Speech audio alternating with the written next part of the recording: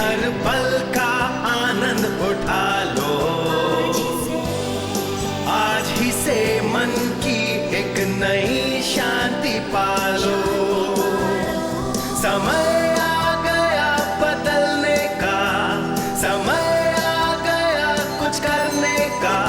अब उठा लो आनंद प्रतिदिन के जीवन का। नकारात्मक जीवन परिणाम है घटिया बुद्धिहीन निर्णयों और किसी और के चुनावों का। मैं बहुत महत्वपूर्ण बातें बताने वाली हूं, मैं चाहूंगी कि आप ध्यान से सुनें। नकारात्मक जीवन, इस समय यदि आपका जीवन नकारात्मक है या अतीत में जीवन नकारात्मक रहा हो, स्थितियां इस तरह हो जाती है, स्थितियां गड़बड़ा जाती क्योंकि किसी ने बुरे चुनाव किए। ठीक, हो सकता है कि बुरे चुनाव आपने किए हों, या हो सकता है किसी ऐसे ने किए होंगे जिसका आप पर अधिकार रहा हो। मेरे जीवन में पिताजी का पूरा अधिकार रहा है। जब तक मैं 18 की नहीं हुई तब घर छोड़ा और उन्होंने ढेर सारे बुरे चुनाव किए। हर सप्ताहांत में वे बाहर पीकर धुत होकर आते थे। उन्होंने मेरे साथ यौन दुर्व्यवहार किया। उन्होंने हिंसा का चुनाव किया, श्राप को चुना, क्रोध को चुना, हेरा फेरी और नियंत्रण को चुना। उनके बुरे चुनावों का प्रभाव मुझ पर पड़ा, मेरी मां पर पड़ा, मेरे भाई पर भी पड़ा। मुझ पर प्रभाव कई तरह से पड़ा। मेरे दोस्त नहीं हो सकते थे, स्कूल के बाद खेलने जाने की अनुमति नहीं थी। लोग बुरे चुनाव करते हैं और असर दूसरों पर पड़ता है। हम बहुत बड़ी भूल करते हैं जब हम किसी के प्रति किसी बात के लिए कटुता रखते हुए सारा जीवन बिता देते हैं, बजाय इसके कि हम समझे जब हम उस उम्र में आए कि अपने चुनाव हम कर सकें, कि हमारा प्रति उत्तम चुनाव दूसरे के किए बुरे चुनाव में से एक को पलट देता है। इसीलिए हम ईमानदारी से कह सकते हैं कि परमेश्वर अपने वचन में ऐसी प्रतिज्ञा करता है कि कोई भी जो भी चाहे पा सकता है। आपको किसी विशेषता की जरूरत नहीं, विशेष पालन पोषण की जरूरत नहीं। चाहे कोई भी हो, पा सकता है जो भी चाहे, यदि कोई भी करेगा जो भी परमेश्वर कहेगा। आमीन। आपका इतिहास नकारात्मक हो सकता है, मगर उसे स्थानीय बनाए न रखें। यह आप पर है कि इसे अगली पीढ़ी को बढ़ा दें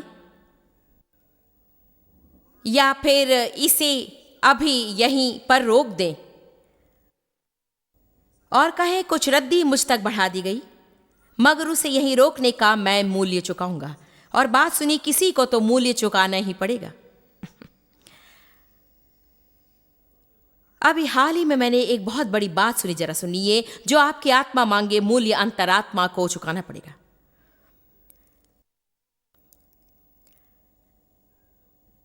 जब परमेश्वर का आत्मा मुझसे निपटने लगा और कहा तुम्हें उनकी तरह जीने की जरूरत नहीं, तुम्हें कटु होने की जरूरत नहीं, क्रोधित और विद्रोही होने की जरूरत नहीं, तुम्हें बुरी मनोदशा की जरूरत नहीं, किसी पर भी विश्वास किए बिना जीवन बिताने की जरूरत नहीं। यह तो परमेश्वर मुझसे बोल रहा था, फिर भी मुझे मूल्य चुकाना पड़ा उस दलदल से मुक्ति का जिसमें मैं फंसी थी, क्योंकि किसी ने एक बुरा चुनाव किया था। आज आप में से कितने समझते हैं कि अतीत के बारे में तिक्त रहने के बजाय आपको और भी बहुत से काम करने हैं।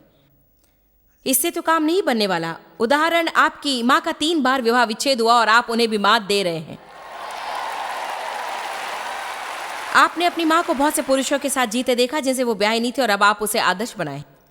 आपकी मम्मी का घर अस्त व्यस्त था और अब आपका घर भी वैसा ही है। आप परिवार में हेराफेरी और नियंत्रण करते हैं क्योंकि आपके साथ ऐसा ही बर्ताव हुआ था। आपके माता पिता कल्याण योजना पर थे, अब आप भी, क्योंकि आपकी परंपरा में यही क्रम रहा है। आप दोषारोपण, निंदा, भुनभुन और शिकायत करते क्योंकि आपके पिता ने सदा यही किया। आप अक्सर अपने बिल नहीं चुकाते थे, चुकाते भी हैं तो समय पर नहीं। आप सोचते वसूल करने वालों का घर पर आते रहना साधारण बात है, क्योंकि यही हमेशा आपने देखा है। आपको समझना पड़ेगा कि बहुत सी आदतें जो आपकी संस्कृति ने आपको सिखाई हैं, जिसमें आप पले हैं, सही नहीं है। वे सही नहीं है और उन्हें तोड़ने का मूल्य आपको चुकाना है, ताकि आप प्रभु की इच्छानुसार मनुष्य बन सके, उसकी इच्छानुसार कार्य कर सके और उसकी इच्छानुसार पा सके। हम सब चाहते हैं कि प्रभु की इच्छानुसार पाएं, मगर हम उसकी इच्छानुसार कर्म करना नहीं चाहते हैं और ना हम उसकी इच्छानुसार मनुष्य बनना चाहते हैं। कुछ पाने के लिए हमें कोई समस्या नहीं है, समस्या है उसके लिए कुछ करने में। आप पुराने पापों की ही डफली बजा रहे हैं या उनका फिर से आविष्कार कर रहे हैं। आपके पिता शराबी थे और आपको गर्व है कि आप पीते नहीं, फिर भी विषाद में हैं, मिजाजी हैं और आप में शराबी का चरित्र चित्रण मौजूद है, यद्यपि आप पीते नहीं।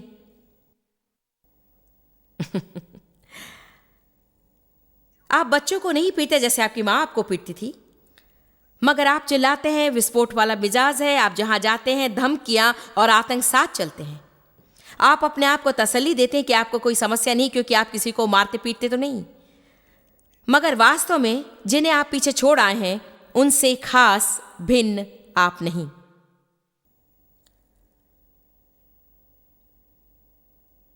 आपने बुरी फल का एक अंश काट कर फेंक दिया होगा, विशेषकर वो भाग जिसे चर्च कभी बर्दाश्त नहीं करेगा। परंतु आप समस्या की जड़ से अभी तक निपटे नहीं हैं, क्योंकि समस्या की जड़ से निपटने में आपको पीड़ा होने वाली है। उसमें आपको काम करना होगा, कुछ चुनाव करने होंगे। जड़ उखाड़ फेंकने में पीड़ा है, फल का ऊपरी भाग काट देना कोई कठिन काम नहीं, भीतर कुछ का कुछ भर देना और बहानेबाजी करना कोई कठिन काम नहीं। मगर जब हम सत्य का सामना करने लगते हैं और जिम्मेदारियां लेने लगती हैं, एक बात बताती हूं, पिछले 3-4 महीने से अपनी संगोष्ठियों में भिन्न भिन्न रीतियों में मैं जिम्मेदारी लेने की बात से खाती रही हूं। मैंने ऐसा समय कभी नहीं देखा जब लोग किसी भी बात के लिए जिम्मेदार होना नहीं चाहते। हर बात में किसी और का दोष है। इसी तरह से पले हैं, या मेरा बर्ताव बुरा है क्योंकि मैं अच्छी नहीं हूं, या मेरा बर्ताव बुरा है क्योंकि मेरा मसीह पति नहीं है, या बर्ताव बुरा है क्योंकि मेरे पास काफ़ी पैसे नहीं हैं, या बर्ताव बुरा है इसलिए कि मैं एक दिया सलाई की पेटी जैसे घर में रहती हूँ। नहीं, बर्ताव बुरा है इसलिए कि आपके भीतर कुछ खराबी है जिससे निपटना आवश्यक है। बात ये नहीं कि आपके आसपास क्या चल रहा है, बात है कि आपके भीतर कुछ चल रहा है। ये मुझ पर भी लागू होती है। मैं सालों दोष देती रही, दोष देती रही, दोष देती रही, दोष देती रही। अंत में मुझे परमेश्वर से संदेश मिला, तुम्हारी स्थितियों में मैं चाहे जो भी परिवर्तन करूं, तुम सुखी नहीं होगी, क्योंकि असुखीपन की जड़ तुम्हारे आसपास कहीं नहीं है, वो जड़ तुम्हारे भीतर है। मेरे असुखीपन का समूचा कारण था सीधे साधे शब्दों में स्वार्थ और स्वकेंद्रीयता। मेरे मन में सिर्फ मैं ही थी। मैं चाहती थी कि सब लोग मुझे सुखी करने के लिए जिए। वहां खड़े होकर मेरी ओर यूं मत देखे कि ओह बेचारी जॉयस मुसीबत की मारी है। मुझे प्रकाशन पाना पड़ा कि प्रभु ने लोगों को मेरे जीवन में इसलिए नहीं भेजा कि मेरी सेवा करें। जब आप किसी और को सुखी करने के लिए जीने लगे तो भीतर कुछ होने लगेगा और आनंद उमड़ने लगेगा।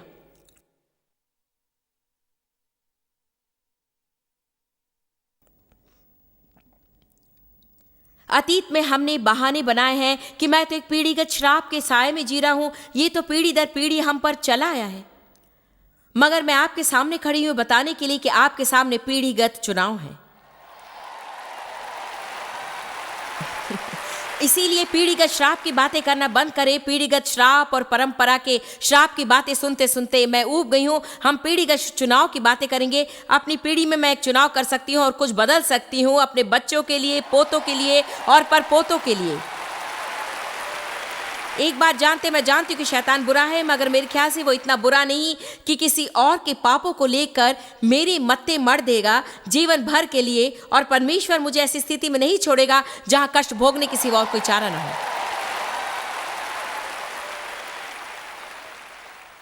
मैं अतीत के गढ़ों को तोड़ने का चुनाव कर रही हूं, मगर गढ़ों को तोड़ने में निर्णय लेना अति आवश्यक है। आप अपनी मंजिल तक नहीं पहुंच सकते हैं केवल दुर्घटना से। आज मैं दुर्घटना से इस तेजस्वी संगोष्ठी की अगुवाई नहीं कर रही हूं। आमीन। मेरे 4 बच्चे हैं, फिर से जन्मी पवित्र आत्मा से पूर्ण, दुर्घटना से नहीं। आमीन। मैं एक सुंदर कार दुर्घटना से नहीं चलाती, मेरे सुंदर कपड़े दुर्घटना से नहीं है। मैं आर्थिक दबाव से मुक्त हूं, मगर वो दुर्घटना से नहीं है। जो दूसरों के पास है हम वो चाहते हैं, मगर उन्होंने जो कर्म किए हमें भी करने के लिए तैयार होना चाहिए। कुछ लोग सदा सोचते हैं काश कि नैनी नैनी नैनी नैनी। इस बात को ध्यान से सुनिए, आप मंजिल तक नहीं पहुंचते हैं सिर्फ दुर्घटना से। पहला निर्णय जो हम सबको लेना पड़ेगा यदि हम बदलाव देखना चाहिए है, अब मैं इस तरह नहीं जीऊंगा, मैं अपने अतीत को भविष्य पर नियंत्रण करने नहीं दूंगा। आमीन। मेरा जीवन महत् है, मगर इसका यह अर्थ नहीं कि अब भी अतीत से चीजें झांका नहीं करती जिन्हें मैं टूटी हुई देखना चाहती हूं। इसका यह भी अर्थ नहीं कि मुझे प्रतिदिन भिन्न भिन्न निर्णय नहीं लेने हैं। मैं एक चिंता की वस्तु बन जाऊंगी यदि मैं प्रतिदिन निर्णय न लूं कि अपना भार प्रभु को सौंप दूं। अर्थात मैं छोटे छोटे वर्गों में बैठकर सब कुछ मन में काट फूट कर चीरा फाड़ी करके पता लगाती रहती। यदि मैं प्रतिदिन निर्णय न लेती कि कोई चीज केवल जानने के लिए मैं दिन नहीं बिताऊंगी, मैं परमेश्वर पर भरोसा रखूंगी। हम सबको सदा सही निर्णय लेने होंगे यदि हम सही जीवन जीना चाहें। अपने आप से प्रश्न पूछिए, मुझे जीवन से जो चाहिए मेरा कर्म क्या उसे उत्पन्न कर रहा है? चुपचाप बैठकर ये न कहिए मुझे तो अपना जीवन बिल्कुल भी पसंद नहीं। अपने से पूछिए कि आप कुछ कर रहे हैं जो उस जीवन की सृष्टि कर रहा है जो आपको नापसंद है। आप लोगों ने मेरी बात नहीं सुनी। यह हमारे लिए सोचना भी कठिन है क्योंकि हम दोष देना चाहते हैं, इसमें आपका दोष है, दोष है, दोष है, दोष है, दोष है, दोष है। यदि मेरी नौकरी अच्छी होती, मेरे पास ज्यादा पैसे होते, यदि मैं विवाहित होती, ना विवाहित होती, बच्चे होते, यदि बच्चे स्कूल में होते, यदि मेरे बच्चे स्कूल में ना होते, यदि मेरा बड़ा घर होता, मेरे पास बड़ा घर है लेकिन सफाई करने वाला कोई नहीं, अब सफाई करने वाली मिल गई लेकिन वो मुझे अच्छी नहीं लगती है। हालांकि मेरी प्रबंधक अच्छी है, मैं तो यूं ही कह रही थी कि हम लोग तो ऐसे हैं। आमीन। मनुष्य प्रकृति को यदि अकेला छोड़ दे और पवित्र आत्मा की शक्ति का नियंत्रण न हो तो वो कभी सुखी नहीं होगी। मेरी ओर देखिए, यदि आप सुखी होना चाहते हैं तो आपको जानबूझकर सुखी होना पड़ेगा। आमीन। आप सोचते हैं काश कि मैं एक मशहूर सितारा होता। आपको एक बात बताती हूं, मैं नाम नहीं बताऊंगी क्योंकि आप जान जाएंगे कि मैं किसकी बात कर रही हूं। कल दोपहर को मैंने इस देश की जानी मानी रॉक स्टार से फोन पर बातें की, प्रार्थना करी थी उसके साथ, उसकी तन्हाई के लिए, उसके विषाद के लिए, अलगाव के लिए, उस अनुभूति के लिए कि हर कोई इस्तेमाल करता है मगर कोई उसके लिए उसे नहीं चाहता। एक बात सुन लीजिए, हर वस्तु का मूल्य चुकाना होता है। आमीन। मुझे परवाह नहीं कि आपकी परिस्थिति क्या है, या आप कितने धनी हैं, या आप कितने मशहूर हैं, सही लोगों में से कितनों को जानते हैं, आप फिर भी सुखी होंगे यदि आप सुखी होने का निर्णय लें। यदि आप सुखी होने का निर्णय ना लें तो असुखी होने वाली बात दिन रात आपका पीछा करेगी और आपका दिमाग चाटती रहेगी। आइए प्रभु की स्तुति करें। अपने आप से पूछिए, मुझे जीवन से जो चाहिए क्या मेरा कर्म उसे उत्पन्न कर रहा है? क्या मेरा कर्म उसे उत्पन्न कर रहा है जो परमेश्वर कहता है अपने वचन में मुझे मिलेगा? यदि उत्तर है नहीं तो अपना कर्म बदल डालिए। हाथ पर हाथ धरे बैठकर ये न सोचते रहिए कि काश हालात बदल जाते। हमारे हालात नहीं बदलेंगे यदि हम अपने कर्मों को ना बदलें। यह संभव नहीं कि आप वही कर्म करते रहें और भिन्न परिणाम मिले। आप यदि भिन्न परिणाम चाहते हो तो भिन्न कर्म करें। आमीन। आर्थिक विषयों के बारे में भी आप यदि अपनी आर्थिक अवस्था से सुखी नहीं तो देने के क्रम का गियर बदल डालिए, क्योंकि आपके पाने का क्रम दूसरे स्तर पर जाने वाला नहीं यदि आप देने के क्रम में वही कर्म करते रहें। आप वही बीज बोकर कटाई अधिक नहीं कर सकते।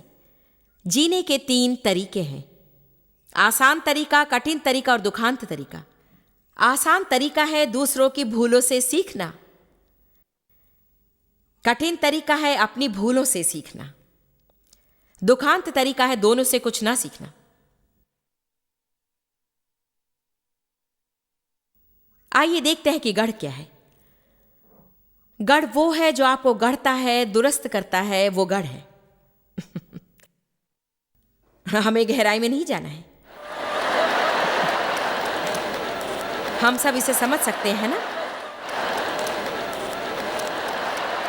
जानते हैं गढ़ की बुनियाद में सदा सर्वदा हमेशा गलत सोच होती है, या फिर कई बार सोच ही नहीं होती। आज हमारी बातों का एक विषय होगा, यदि वहां तक पहुंचूं, आशा है पहुंचूंगी, वो है मंद बुद्धि। जानते हैं बहुत से लोग अपने लिए नहीं सोचते। और देखिए, मैं बिगड़ जाती थी जब मेरे बच्चे पूछते थे क्यों, हमेशा क्यों क्यों मगर क्यों। मुंह बंद करो और उसे करो। क्यों मगर क्यों। अरे तुम इसे क्यों नहीं पहनते, अरे हम क्यों नहीं। एक बात जानते हैं, ये पूछने के लिए एक अच्छा प्रश्न है, क्योंकि बहुत से लोग बड़े हो जाते हैं और जानते नहीं कि कोई काम क्यों कर रहे हैं। किसी भी क्रिया के लिए उनके पास कोई कारण नहीं। एक नौजवान ने शादी की, उसकी पत्नी खाना अच्छा बनाती थी और वो ध्यान देने लगा कि जब वो हैम बनाती थी वो उसका किनारा काट देती थी, तब तवे पर चढ़ाती थी। कुछ देर सोचने के बाद उसने सोचा इसका तो कोई मतलब ही नहीं, वो हैम नष्ट करी, पता नहीं ऐसा क्यों करती है। सो उसने कहा डार्लिंग तुम हैम को क्यों काट देती हो। उसे भूनने से पहले उसने कहा मेरी माँ संसार की सबसे बढ़िया हैम बनाती थी और वो किनारा जरा सा काट देती थी चूल्हे पर डालने से पहले। फिर उसने पूछा अच्छा ऐसा क्यों करती थी। उसने कहा मैं नहीं जानती। पति ने कहा उन्हें फोन करके पूछे। तो उसने सासू माँ को फोन किया, मेरी पत्नी यहाँ हैम की किनारी काट रही है, वो कह रही कि वो हैम को इसलिए काट रही है कि आप काट देती थी, क्या आप बता सकती हैं कि ऐसा क्यों करती थी। तो माँ ने कहा कि मेरी माँ हैम का किनारा काट देती थी और मेरी माँ शहर में सबसे बढ़िया हैम बनाती थी। आपने कभी उनसे पूछा क्यों? नहीं, कभी नहीं पूछा। क्या आप अनुमति देंगे अगर मैं नानी जी को फोन करके पूछूं? सो वे नानी जी को फोन करते हैं। नानी जी मेरी पत्नी हैम का किनारा काट देती, और जब मैं कारण पूछता तो उसने कहा इसलिए कि उसकी माँ सदा ऐसा करती थी। जब हमने उनसे कारण पूछा तो उन्होंने कहा वो इसलिए कि आप भी ऐसा ही करती थी। नानी जी आप हैम का किनारा क्यों काट देती थी? उन्होंने कहा मेरा तवा बहुत छोटा था।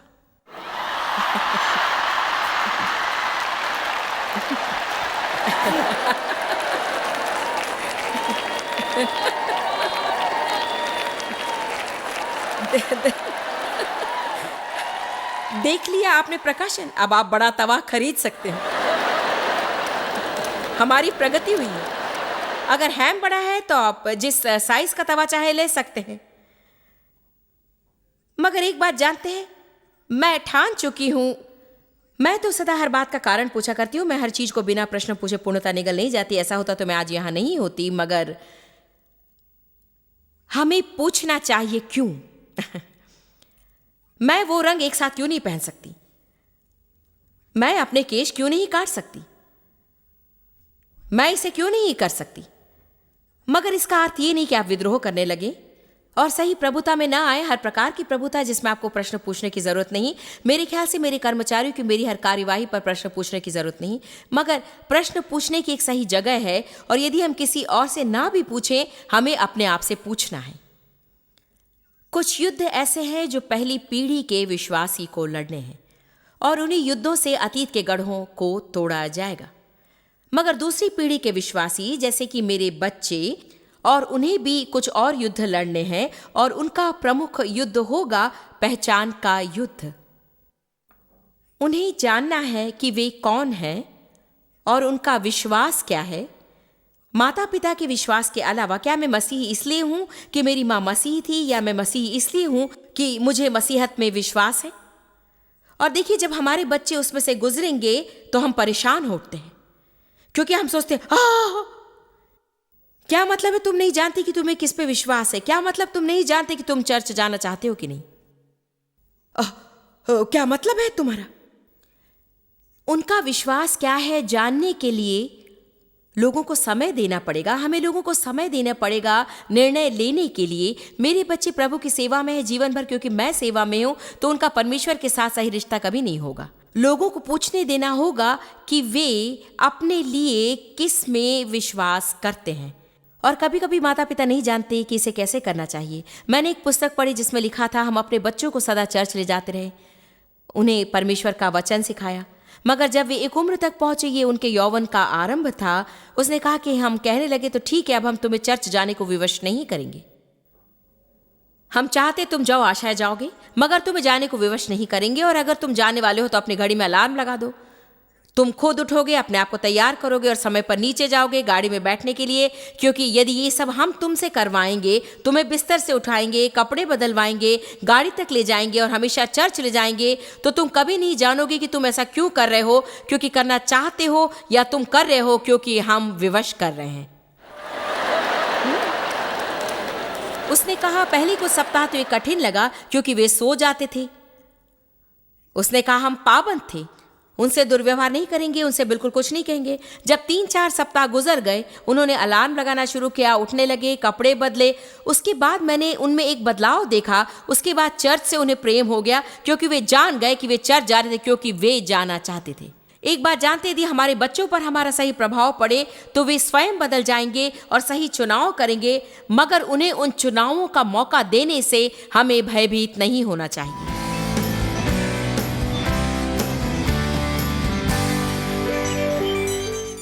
बाइबल कहती कि जिन्होंने उसे ग्रहण किया, उन्हें उसने परमेश्वर के पुत्र बनने की शक्ति दी। क्या आपको आश्वासन चाहिए कि मरने के बाद आप स्वर्ग जाएंगे? क्या आपके पापों को क्षमा मिलनी चाहिए? आपको एक मित्र चाहिए? आपको एक भविष्य चाहिए? संपूर्ण उत्तर इस शब्द में निहित है, ग्रहण। आपको इतना ही करना है कि यीशु मसीह को उद्धारक के रूप में ग्रहण कीजिए। मानिए कि वो आपके लिए मरा, आपके पापों का मूल्य चुकाया, कि आपका ऋण इसने चुका दिया। ये किया जा चुका है और इसके लिए आपको परमेश्वर को मनवाना नहीं पड़ेगा। 2000 साल पहले वो इसे कर चुका है। आपको इतना ही करना है कि आज उद्धार की मुफ्त भेंट को ग्रहण कीजिए। यदि आप ऐसा करना चाहें तो एक विशेष प्रार्थना मैं अभी करूंगी। आप इसे मेरे साथ दोहराएं, ऊंची आवाज में अच्छी तरह कहिए, क्योंकि आप पाबंद हो रहे हैं। आप अपना जीवन एकमात्र उसी को दे रहे हैं जो उसे सही रूप से चला सकता है। प्रभु ने आपको बनाया, आपको रचा, आपको संपूर्ण बनाया और एकमात्र वही आपके जीवन को सही रूप से चला सकता है। मेरे साथ अभी प्रार्थना कीजिए यदि आपका इरादा सच्चा है कि आप यीशु को उद्धारक मानना चाहते हैं। पिता परमेश्वर, मुझे तुझसे प्रेम है। यीशु, तुझ में विश्वास है। मानता हूं कि तू मेरे लिए मरा। मुझे विश्वास है कि एकमात्र तू ही मेरे पापों को क्षमा कर सकता है। मैं पापी हूं। मैं मानता हूं मैं पापमय जीवन से दूर होना चाहता हूं और मैं तुझे ग्रहण करता हूं यीशु, अपने उद्धारक और प्रभु के रूप में। मुझे एक नया व्यक्ति बना। आमीन। आप सोच सकते हैं कि यह इतना आसान हो सकता है। जरूर हो सकता है। परमेश्वर कभी उलझन में नहीं डालता। पर्दे पर के नंबर पर फोन कीजिए, कोई आपके सारे प्रश्नों के उत्तर देगा। हम आपके साथ हैं और प्रार्थना करेंगे। आवश्यकता हो तो आपको एक छोटी सी पुस्तिका भी भेजेंगे, जिससे आपको मसीह के साथ नया जीवन शुरू करने में मदद मिलेगी। हमें आपसे प्रेम है, आपकी चिंता है। यीशु के साथ टिके रहिए, क्योंकि वही बढ़िया योजना है इस समय। प्रभु आशीष दे।